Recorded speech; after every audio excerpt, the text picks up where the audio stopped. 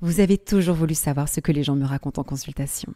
Alors j'ai décidé de vous permettre d'écouter à la porte de mon cabinet. Je suis Thérèse, diplômée de philosophie, thérapeute de couple et sexologue. Et depuis 20 ans, j'accompagne des hommes et des femmes à s'aimer mieux, s'aimer plus. Toutes les histoires que vous allez entendre sont vraies. Certains ont changé leur prénom, mais d'autres pas. Vous allez entendre parler d'infidélité. Beaucoup. La leur ou celle de leur conjoint. De violences sexuelles, physiques, psychologiques, vécues souvent enfants, mais aussi parfois à l'âge adulte. De ces schémas que l'on répète en amour, d'addiction sexuelle ou d'absence de désir, de plaisir, de vie sexuelle.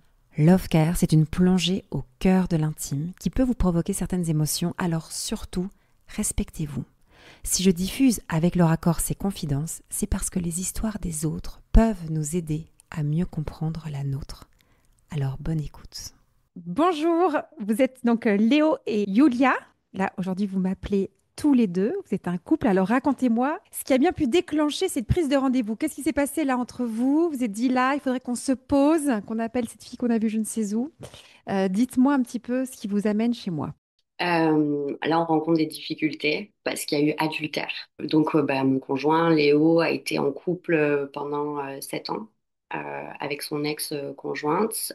Il s'est séparé. Donc, nous, on s'est rencontrés quelques mois après. De là, on a vécu, en tout cas pour ma part, une histoire super. C'était quand même avec des difficultés parce qu'il sortait d'une relation. Moi, de mon côté, ça faisait un an vraiment que j'étais célibataire, mais célibataire, célibataire.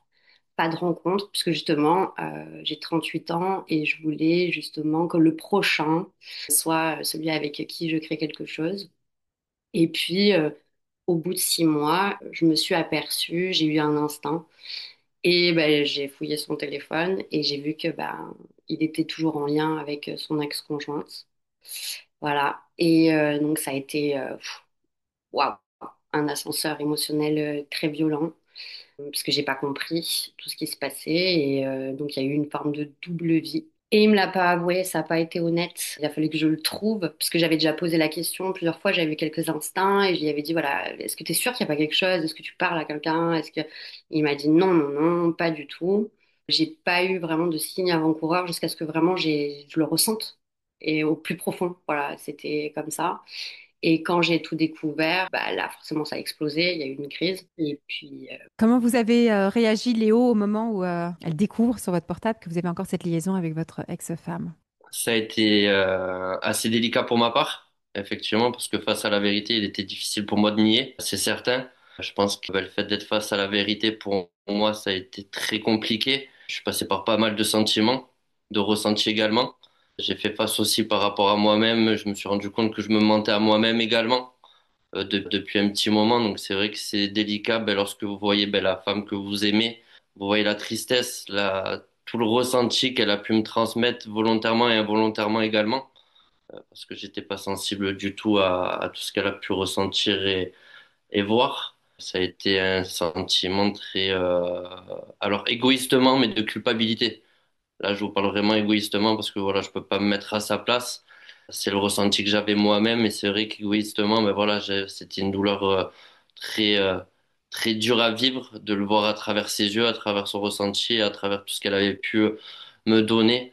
La trahir de cette manière-là, après, comme elle a pu vous expliquer, elle se veut qu'elle avait fait de prendre du temps pour trouver la bonne personne et d'avoir gâché cela d'avoir du coup trahi sa confiance et ses croyances dans cet amour-là, c'était assez délicat. Mais finalement, vous prenez conscience de la gravité de la situation au moment où Julia découvre cette infidélité, mais quand vous passez du temps avec votre ex-femme, quelle histoire vous vous racontez pour vous déculpabiliser et ne pas réaliser que ce que vous êtes en train de faire va blesser la femme que vous aimez?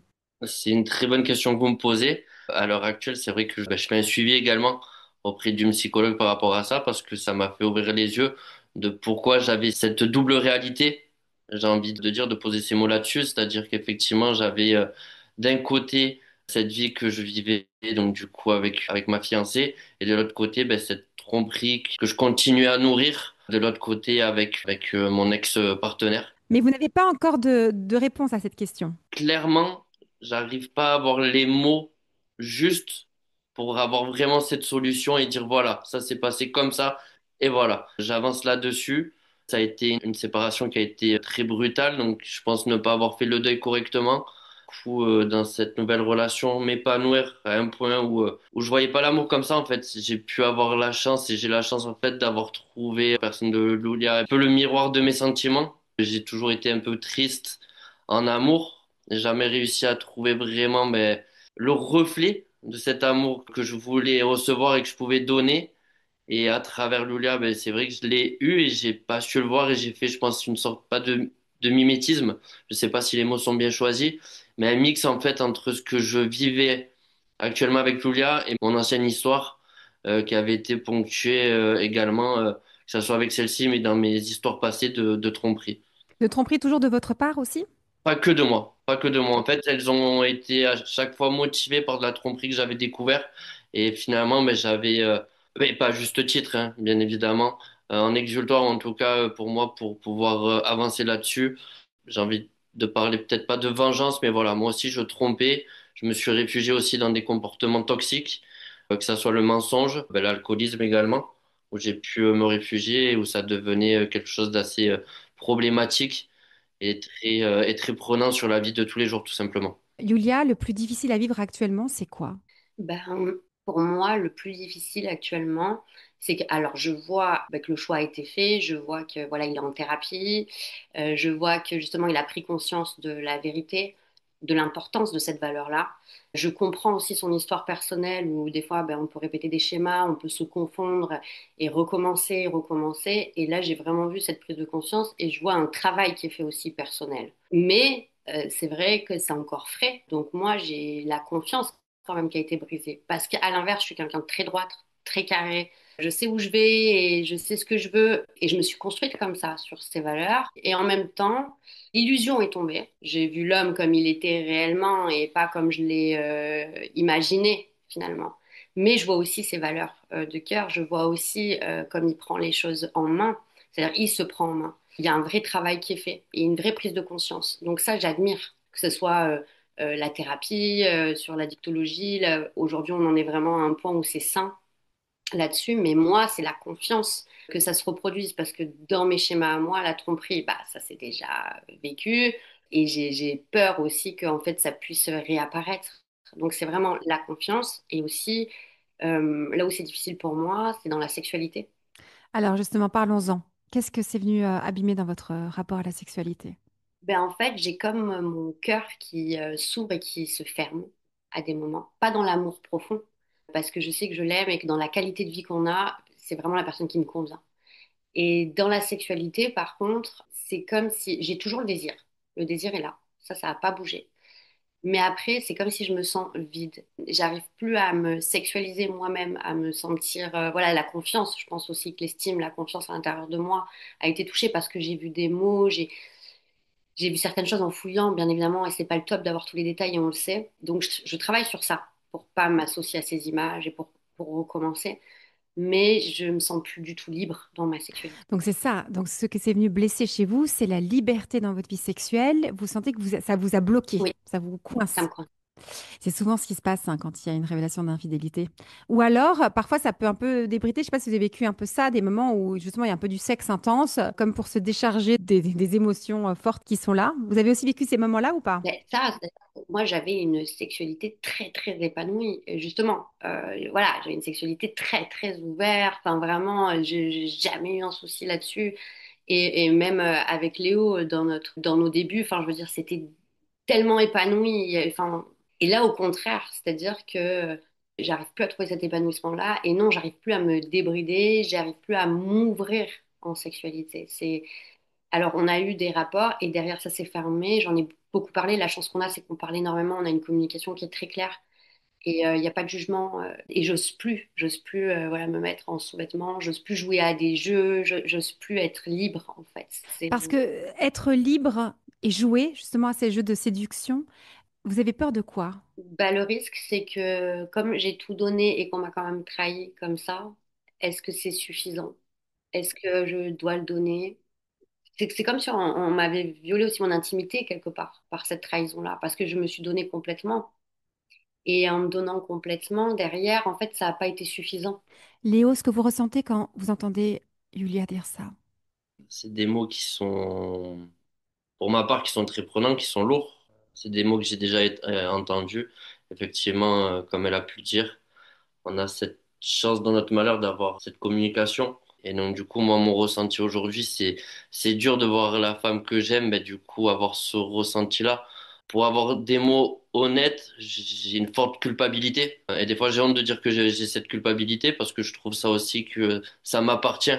Alors que c'est elle que j'ai trahi, c'est dans sa personne, dans sa vision de la femme en elle-même, dans ce qu'elle représente. Du coup, je suis venu la blesser et je m'en veux terriblement. Et j'aimerais avoir les clés, les solutions parce que je sais que j'ai les mots, j'ai les actes. Je sais qu'aussi j'ai eu des actes qui étaient lourds de conséquences. Qu'aujourd'hui, ben voilà, on en paye le prix, qu'elle en paye également ça, que dans ma tourmente, je l'ai emporté. Et j'aimerais trouver les solutions avec elle pour pouvoir avancer là-dessus, pour pouvoir la rassurer, pour qu'elle se sente à nouveau bien, qu'elle récupère du coup cette lumière qu'elle a en elle et qu'elle a toujours développée depuis que je la connais, tout simplement. Léo, vous parlez de culpabilité. La culpabilité, c'est une émotion qui est très belle, qui est très importante, parce que la culpabilité, cette émotion, elle va renseigner le cerveau qu'on a fait quelque chose qui n'était pas respectueux, qui n'était pas ordonné à l'amour. Donc, heureusement qu'on se sent coupable quand on commet des fautes, parce que ça nous permet de réajuster notre action. Les personnes qui ne se sentent jamais coupables, ce sont des personnes qui sont des psychopathes, et eux, il faut les enfermer. C'est des gens extrêmement dangereux, d'accord? Donc, heureusement que vous ressentez la culpabilité, parce que ça vous permet d'avoir des relations plus ajustées. Alors, quand on parle de culpabilité, il y a une culpabilité qui est réelle, ça veut dire qu'elle est reliée à une faute qu'on a vraiment commise. Et puis, parfois, on peut se sentir coupable pour des fautes qu'on n'a pas commises. Et ça, c'est un vrai problème parce que on n'arrive pas à se défaire de cette culpabilité. Parce qu'en fait, c'est pas la culpabilité qu'on ressent. Parfois, c'est une colère qui s'est retournée contre nous. Mais on va rester sur la première culpabilité qui serait reliée avec une faute objective qu'on aurait commise. Je vous pose la question, Léo. C'est quoi votre faute? Ma faute à moi, c'était le mensonge, la trahison. Ok, déjà, on va garder ça. Le mensonge, la trahison. Et quand est-ce que vous avez commencé à mentir? On va remonter. Votre première faute, c'était quand? Dans ma relation avec Lulia ou tout court? Déjà avec Julia. Et après, on va remonter encore. Ben, dès le départ, du moment où j'ai repris contact, donc du coup avec mon ex, rien qu'avoir un échange avec elle, c'est un mensonge. J'aurais dû, ben, du coup, même si c'était pour des papiers ou quoi que ce soit, jouer la transparence dès le départ. Quand vous reprenez contact avec votre ex, pourquoi à ce moment-là, vous n'en parlez pas à Julia? Qu'est-ce que vous vous dites intérieurement? Pour être vraiment honnête, j'ai même pas pensé en fait. Je l'ai fait, c'est à contre-coup avec la rétrospective que j'ai actuellement, avoir été mis ben, face à cette vérité, qu'avec le recul, je me dis qu'effectivement, si j'en ai pas parlé, c'est que du coup, intérieurement, sans m'en rendre compte, et ben voilà, je faisais quelque chose de mal et que c'était pas bien. Donc, vous me dites que vous n'étiez même pas conscient à ce moment-là, vous étiez en train de franchir une ligne rouge, une ambiguïté allait commencer à C'est s'installer. ça. Alors ça veut dire qu'on va encore remonter un peu plus parce que c'est un mode de fonctionnement qui est interpellant. C'est-à-dire de ne pas se rendre compte quand on pose des actes, des conséquences de ces actes, quoi, en gros. Cette déconnexion. Qu'est-ce que ça vous rappelle encore de quand vous étiez encore un peu plus jeune? La raison pour laquelle c'est difficile pour vous de prendre conscience des conséquences de vos actes. Ouais, c'est le travail du coup que je mets en place actuellement. Et qu'est-ce que vous découvrez? Ben, que j'ai mis beaucoup de masques sur beaucoup de vérités et que c'était plus simple pour moi de mettre un masque et de me cacher de certaines vérités que de les assumer Vous avez commencé à faire ça à quel moment dans votre vie? depuis, depuis le plus jeune âge. Alors exactement quel âge, je pourrais pas vous le dire exactement, mais depuis très jeune, en fait, j'ai toujours eu cette facette d'avoir une multitude de masques et de mentir. Et je pense que la première personne à qui j'ai menti, c'était moi-même. Et ça depuis bien trop longtemps. C'est très important ce que vous partagez là, Léo. Tant qu'on ne remonte pas aux racines du mensonge et donc aux racines de l'infidélité, eh bien, ce mode de fonctionnement pourrait se répéter, bien évidemment. Et donc, pour vous aussi, Julia, c'est très important ce qui se passe là parce que si vous ne voyez pas la volonté de Léo d'aller corriger ce qui, chez lui, a engendré cette succession de mensonges et d'infidélités, vous pouvez l'aimer très fort, vous pouvez lui pardonner, mais il y a beaucoup de chances que ça recommence. Et vous, ça vous abîme encore et encore. Bon, là, la bonne nouvelle, c'est que vous êtes face à un homme qui a une vraie volonté d'analyse et de changement. Ce que vous ressentez, Julia, quand vous entendez Léo essayer un peu d'analyser son histoire et de vouloir faire autrement, c'est quoi? Ben, moi, je suis contente pour lui. J'ai vu quand il s'est passé tout ça, comment on peut se piéger. Moi, c'est vrai que j'ai fait de la thérapie pendant plusieurs années, j'ai beaucoup travaillé sur moi. Et donc, il y a eu un côté de compassion où je comprend que moi aussi, j'ai pas toujours été bien, j'ai fait aussi des choses et je sais qu'on peut changer des mécanismes dès lors qu'on va en profondeur et qu'on prend vraiment conscience et du coup confiance en soi. Parce que moi, au départ, il était hors de question que je revienne, donc il l'a fait déjà pour lui. Et ça, pour moi, c'était important. Donc, moi, je suis contente déjà pour lui. Après, je suis toujours dans cette observation. Et c'est là où moi, j'ai du mal à tout redonner comme ça, parce que je sais qu'il y a aussi la constance et que des fois, voilà, on peut avoir des prises de conscience. Et bien sûr qu'on peut travailler sur soi et ça prend aussi du temps et qu'il y a un temps d'intégration. Et donc, je suis quand même dans cette observation et je choisis, je fais le choix conscient de rester avec lui et de donner quand même cette confiance-là dans le principe, mais je suis un peu paranoïaque quand même.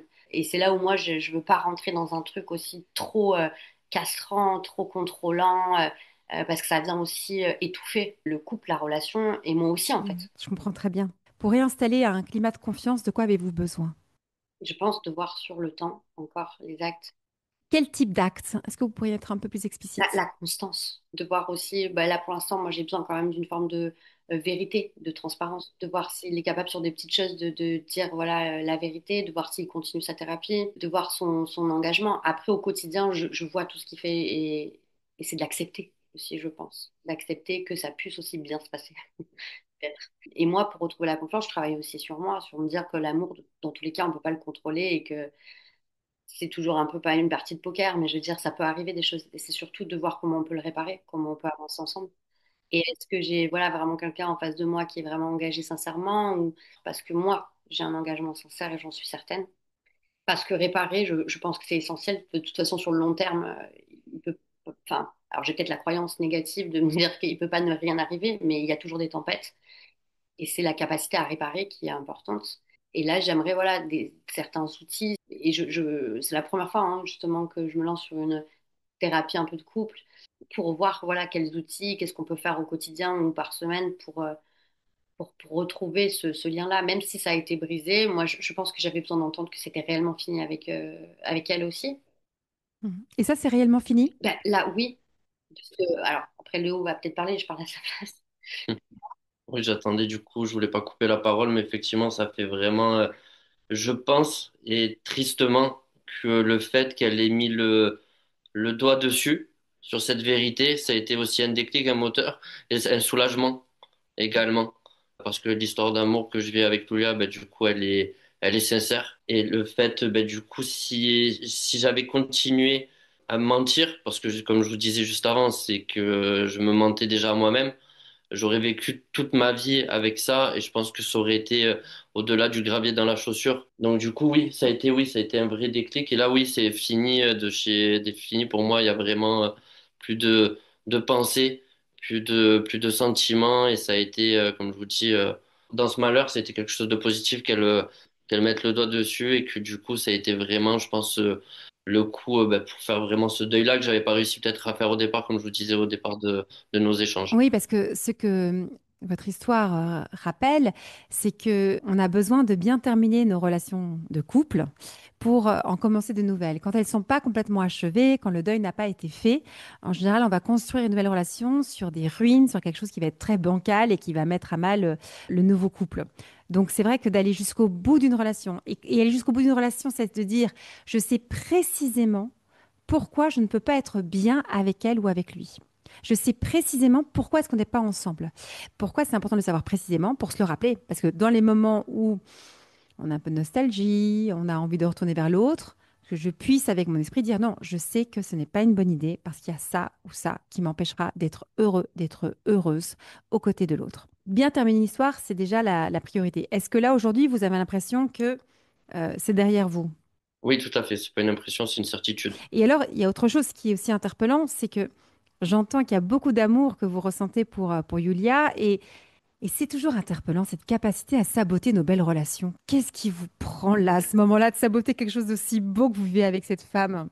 Et ça me fait sourire ce que vous me dites parce que c'est effectivement le point sur lequel est mieux appuyé du coup la personne avec qui je travaille. Pourquoi avoir ce sabotage? Et c'est vrai que c'est quelque chose pareil qui revient depuis l'enfance également. Et donc du coup un travail que je fais, une rétrospective, comme si j'avais pas le droit en fait finalement à avoir vraiment ce bonheur et que j'avais pas cette légitimité en fait à avoir quelque chose de vraiment positif. comme vous dites, vous l'avez très bien dit, de l'auto-sabotage. Aujourd'hui, j'en prends conscience et je l'accepte. J'accepte aujourd'hui de ne plus me mentir et j'accepte aussi du coup le bonheur et de pouvoir vivre quelque chose de bien à deux et de pouvoir le partager tout simplement. C'est curieux, hein, cette capacité qu'on a, nous, les êtres humains, à saboter notre bonheur et à faire exactement l'opposé de ce qu'il faut faire pour être heureux. Et c'est vrai que ça prend racine souvent dans notre enfance ou dans des croyances qu'on a. Parce que j'entends qu'il y avait quand même d'abord beaucoup de bons entre vous. C'est pour ça que finalement, au travers de cette épreuve, vous ne remettez pas vraiment en question votre relation ou l'amour que vous avez l'un pour l'autre. Non, Non. non, vraiment. Non, d'accord, ok. En fait, Ouais. non, c'est pas ça. Et ça, c'est déjà un point important, parce que parfois ça peut l'être. Mais donc, on voit bien que dans votre histoire à vous, c'est pas là que l'enjeu n'est pas là. Maintenant, il y a effectivement une confiance qui a été abîmée, et la question, c'est comment la restaurer. Et c'est pour ça que, Julia, vous allez devoir mettre des mots sur ce qui vous permettra de rétablir la confiance. C'est-à-dire que pour vous, avec votre sensibilité, votre histoire, votre personnalité, bref, pour vous, qu'est-ce qui va vous permettre de réinstaller un climat de sécurité dans la relation? De quoi auriez-vous besoin? Bah, qu'on me parle beaucoup, euh, Que vous parliez beaucoup. ouais, qu'ils puissent me confier aussi ce qui va pas ou en fait, voilà, qu'il y ait cette complicité plus profonde. En fait, qu'il y ait une profondeur d'écoute dans ce qui va et dans ce qui va pas. Donc, moi, ce que j'ai aussi entendu, c'est qu'au départ, vous avez plutôt une bonne communication ensemble, vous parlez beaucoup, mais par contre, de parler des choses qui ne vont pas, parler des choses qui sont plus intimes, c'est peut-être plus compliqué. Pas pour moi, du coup, parce que sur le fait, moi, j'ai été dans cette profondeur-là et je pensais qu'il l'était aussi. Parce que la première chose que j'y avais demandé, vu mon histoire, c'était un truc me trahit pas. Bien, au pire, Mm. on se sépare, on coupe. Moi, j'ai pas de problème à pouvoir me séparer. Je peux me reconstruire, il n'y a pas de problème là-dessus. Je sais faire face à la séparation. Par contre, la trahison, je l'ai déjà beaucoup vécu dans mon histoire personnelle, des choses graves. Et ça, je ne peux pas le revivre. Et à ce moment-là, il m'a dit, promis, je ne te trahirai pas. Et il était déjà en trahison. Mm. Donc, en fait, c'est ça, d'avoir pu voir la capacité à mentir de l'autre, que peut-être moi j'ai eu dans l'enfance aussi, enfin dans l'adolescence plus ou moins, où on peut mentir, mais c'est fait plus du tout partie aujourd'hui de mon programme. J'ai vraiment ça modifié et ce qui me fait peur, c'est de voir la capacité de l'autre à pouvoir mentir et que moi je ne détecte pas finalement ça C'est aussi. immensément déstabilisant. Oui. Ça, je comprends vraiment bien ce que vous partagez. Et Léo, là, il va falloir trouver une réponse et des explications. C'est pour vous-même, hein, c'est comment est-il possible qu'à ce moment-là, vous êtes face à une femme qui vous dit, j'ai pas de problème à ce qu'on s'arrête. Si maintenant on doit s'arrêter, simplement, je te demande juste d'être en vérité. Donc, elle vous permet de pouvoir vous exprimer librement, ce qui n'est pas le cas dans des couples où le conjoint va dire, je te préviens, hein, si maintenant tu me trompes, c'est terminé, on s'arrête. Et donc, un peu une espèce de menace comme ça qui fait que parfois on n'ose pas se confier. Elle vous dit le plus important, c'est d'être en vérité. Et là, j'ai envie de dire, dans les yeux, vous lui mentez. Qu'est-ce qui se passe dans votre tête à ce moment-là? Racontez-nous, Léo. On est tellement curieuse de savoir. C'est un mécanisme que j'ai depuis l'enfance, donc ça devient naturel. C'est pas quelque chose que je vais venir forcer. J'ai un masque et ce masque je le porte et en même temps égoïstement, ce que je me refuse d'un côté, c'est-à-dire de pouvoir être heureux, je me l'accapare également en ayant du coup ce double jeu, c'est-à-dire que voilà, je profite de tout ce qui est agréable, des bons moments, de cette complicité, de tout ce qu'on vit actuellement, et je suis rattaché à ce passé également toxique où j'arrivais pas à m'en défaire, et c'était plus facile une nouvelle fois prendre un de ces masques qui est dans mon sac à dos, tout simplement, je l'ai, ce masque. Je le prends, je le sors, je le pose. Mais ce masque, il vous protège de quoi? Je pense qu'à la base, il me protège de moi-même. Vous avez peur de quoi au fond de vous quand vous dites je protège de moi-même? De perdre, en fait, finalement, en fait, ce que j'ai en train d'avoir et de ce que j'ai pas eu. Je sais pas comment l'expliquer. C'est difficile, hein, parce que je suis Vous dites quelqu'un très bien les qui, choses, hein? Non, non, vous dites très bien. Mhm. je sais pas, je commence à parler, à exprimer, un Vous peu vous exprimez très bien, Léo. C'est très des clair ce que mots. vous dites. Mhm. Je vous remercie. Par rapport à ça, et c'est vrai que du coup, la peur de perdre, en fait, ce que j'arrive à avoir et le bonheur que je voyais quand même que je touchais du bout des doigts. Et au lieu de, voilà, d'affirmer mes erreurs tout simplement ou de mes choix, ben voilà, c'était plus simple de mettre ce masque, tout simplement. C'est la peur de perdre l'autre qui fait que on ment, on ne dit pas la vérité. Et peut-être qu'au travers de l'épreuve que vous êtes en train de traverser, vous allez pouvoir vous rassurer mutuellement. Vous allez pouvoir faire l'expérience, Léo, que même si la personne que vous aimez découvre vos failles, découvre votre dark side, découvre vos mensonges, eh bien, elle vous aime malgré tout. Ouais, c'est ça, vous avez raison. Une fois qu'on fait cette expérience, ça nous donne une force dans la vie pour ne plus avoir peur de se montrer tel que nous sommes, parce qu'on n'a plus cette peur que l'autre cesse de nous aimer. Et en cela, j'ai l'impression que vous avez fait un très beau choix en amour en choisissant Yulia, qui est capable de vous donner cet amour-là. Parce que j'entends, Yulia, que vous ne remettez pas en cause l'amour que vous avez pour Léo, ce qui aurait pu être le cas, hein. Et finalement, peut-être que c'est ce dont vous aviez besoin dans votre histoire. C'est en cela qu'il y a une belle rencontre qui s'est faite. Mais maintenant, une fois que vous intégrez le message, que ce n'est pas parce que j'ai des failles, que j'ai un dark side, que je fais des choses qui sont mauvaises, que je ne suis plus aimée, alors je peux me montrer en vérité. Et cette expérience-là, c'est une expérience qu'on fait normalement quand on est enfant ou adolescent. Ce moment où on va faire des choses qui vont pas plaire à nos parents, on va les décevoir, on va les mettre en colère, on va agir de façon qui leur déplaît. Et si on ressent que malgré tout, ils nous aiment, ça vient répondre à notre question, oui, on est aimable tel qu'on est, et ça vient me donner une grande force. Mais si on n'a pas fait cette expérience-là, soit parce que nos parents nous ont rejetés le jour où on les a déplu, ou que on doutait de leur amour inconditionnel pour nous, eh bien, on va mettre ces masques. On va faire attention à ce qu'on dit parce qu'on a toujours peur de montrer ses imperfections parce qu'on n'a pas enregistré que nos imperfections étaient quand même, on était quand même aimable malgré nos imperfections. Je ne sais pas si vous me suivez dans ce que je vous raconte.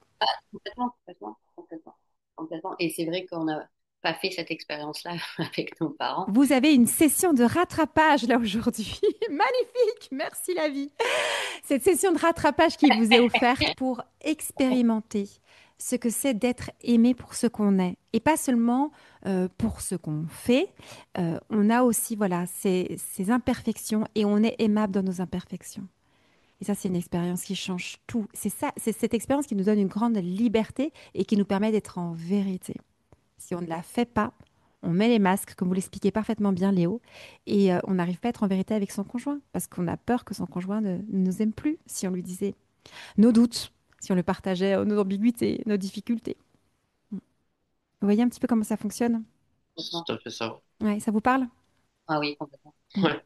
Oui, tout à fait. Ouais. C'est les mots justes. Ouais. Et c'est pour ça que, Julia, ce qui va vous permettre aussi de rétablir une relation de confiance avec Léo et que ça puisse se manifester dans votre vie sexuelle, c'est de voir tout ce cheminement-là qui est un travail de vérité. Plus vous allez voir Léo qui, comme là, en ce moment, là, dans notre discussion, euh, enlève ses masques et ose dire qui il est et puis ses imperfections, plus vous pourrez avoir confiance en lui. D'accord? C'est comme ça, en fait, qu'on rétablit la confiance. C'est quand on se confie tel qu'on est. Et Léo, d'apprivoiser ça. Bon, là, vous avez un électrochoc aujourd'hui avec cette révélation, mais de continuer à faire cette expérience, de partager régulièrement à Julia des choses qui sont difficiles, dont vous n'êtes pas très fier, des choses compliquées, et de voir qu'en fait, elle est là, elle vous écoute parce qu'elle vient de vous expliquer devant moi, qui en suis témoin, que ce dont elle a besoin, elle, dans sa vie, c'est de vérité. Pas de perfection, de vérité. C'est pas la même chose. Vous voyez. Elle veut pas un mec parfait. D'ailleurs, personne ne veut un mec parfait. Ils sont chiants, les mecs parfaits. Ils sont ennuyeux, on les aime pas. On aime leurs facettes, mais pas ceux qu'ils sont vraiment. Elle veut vous aimer avec tout ce que vous êtes et toute votre humanité, donc votre imperfection. Vous voyez un petit peu Tout à fait. comment ça peut se rétablir, le lien de Et connexion? ça, si on rétablit ça, ça peut rétablir la sexualité. Ah bah oui, complètement.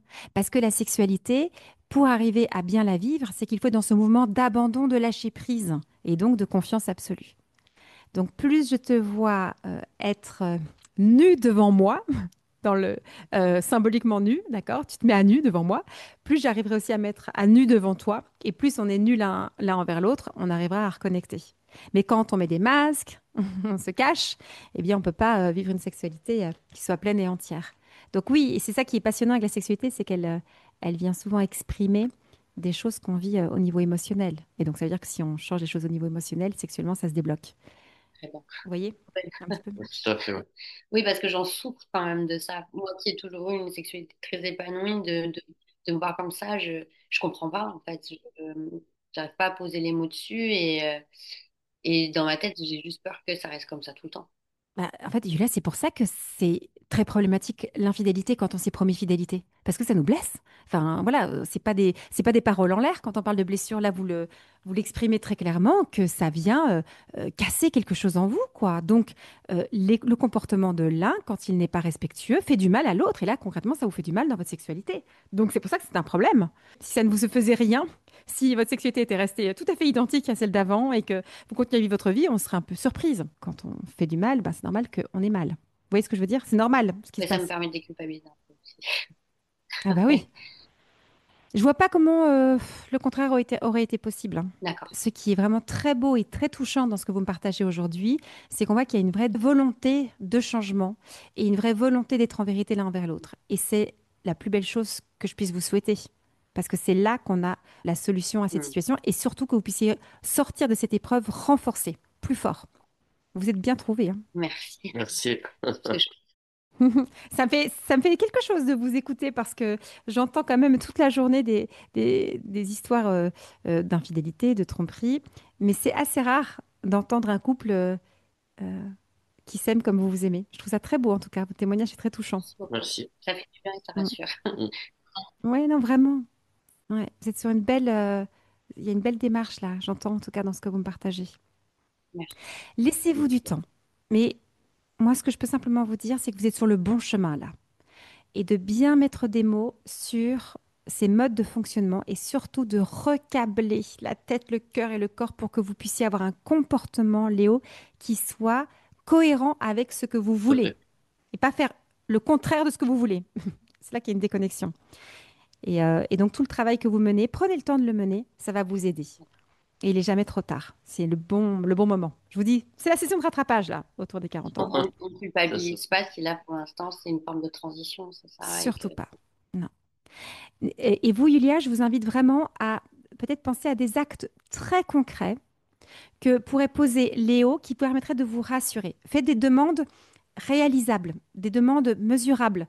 Euh, Parce que dire je voudrais que tu me rassures, Ouais, c'est trop bon. c'est trop vaste, c'est trop vague, il n'arrivera pas. Par contre, j'aurais besoin qu'une fois par semaine, on puisse se poser tous les deux et on puisse se confier des choses qui sont parfois un peu plus douloureuses dans notre vie ou dans notre relation. Ouais. C'est ça qui va me rassurer. Voilà, là c'est concret, on peut le mettre en place.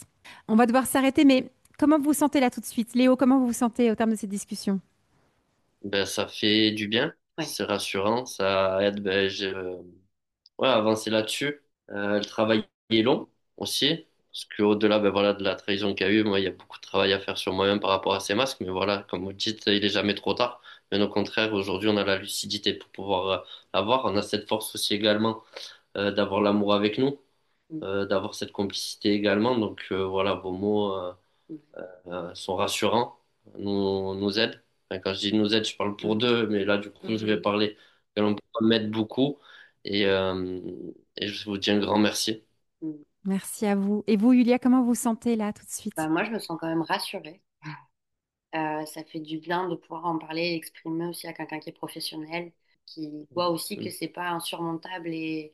Parce que des fois, voilà, moi j'ai peur de me persuader, de dire, voilà, est-ce que je vais dans le bon sens? Est-ce que c'est rattrapable en fait? Des fois j'ai ces doutes-là et là en fait j'entends que oui, voilà, ça demande du travail et qu'en fait c'est pas grave si ça prend du temps et que la confiance, bah, elle met du temps à se réinstaller et ça me rassure de l'entendre parce que bah, moi des fois j'aimerais que ça soit tout de suite. Et donc voilà, ça... et puis je pense que ça serait bien de continuer aussi peut-être une thérapie, de pouvoir en parler comme ça et d'avancer aussi en étant encadré, parce que ça fait du bien d'avoir un regard. Mm. Et Tout à fait. merci beaucoup pour ce temps. Merci à vous pour votre confiance et merci pour votre témoignage qui est très beau. Vraiment, ça m'a fait du bien de vous entendre. Donc, merci beaucoup et vraiment laissez-vous du temps et continuez sur ce chemin. Ça, je peux vraiment vous assurer que vous êtes sur la bonne voie là, avec vos réflexions que vous avez actuellement. Mais merci beaucoup. Merci Merci, beaucoup au revoir. pour votre écoute. Merci. Merci, au revoir. Si l'écoute de cette consultation vous a permis de mieux comprendre la complexité des relations humaines, des relations d'amour, des relations sexuelles, si elle vous a donné des clés pour éclairer votre propre vie ou celle de vos proches, mettez un avis 5 étoiles, likez la vidéo, abonnez-vous pour que je puisse le savoir et vous en proposer d'autres. C'est très important pour moi. Je poursuivrai cette aventure seulement si elle vous aide.